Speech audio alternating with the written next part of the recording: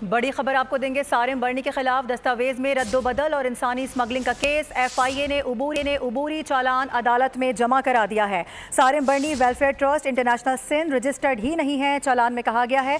अब्दुल हसीब हमारे नुमाइंदे हमारे साथ मौजूद है, उनसे बात करेंगे। अब्दुल हसीब बताएगा क्या कार्रवाई हुई है?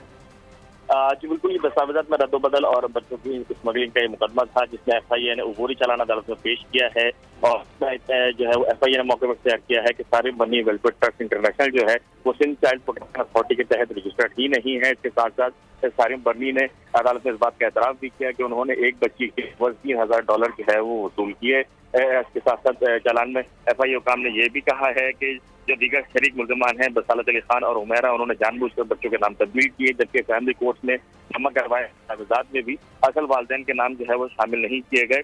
जो तीन जो गवाहान के 164 के बयान थे वो भी अदालत FIA ने जो है वो उबूरी चालान का हिस्सा बनाए हैं, जिसमें जो गवाहान थे उनका जो है बयान में ये कहना था कि जो बच्ची थी उसको डॉक्टर मरिया के जरिए बुशरा खातून को जो है वो पैसों के एवज फरोख्त किया गया था। 6 लाख रुपए उनसे तलब किए गए थे। इसके साथ साथ FIA ने ये भी जो है वो मौके पर तैयार किया है कि सारिम बर्नी ने असल वालिदैन की इजाजत के बगैर ही बच्ची को अमरीकी शहरियत के हामिल फैमिली के जो है वो हवाले किया।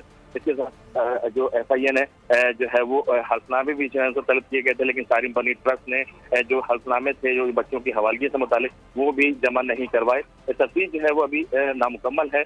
जो फाइनल चालान होगा उस मुकम्मल तौर पर तफसील के साथ तमाम तफसीलात जो है वो पेश की जाएंगी। ठीक है अब्दुल हसीब, बेहद शुक्रिया आपका। सब्सक्राइब करें और बेल दबाएं ताकि कोई खबर रह न जाए।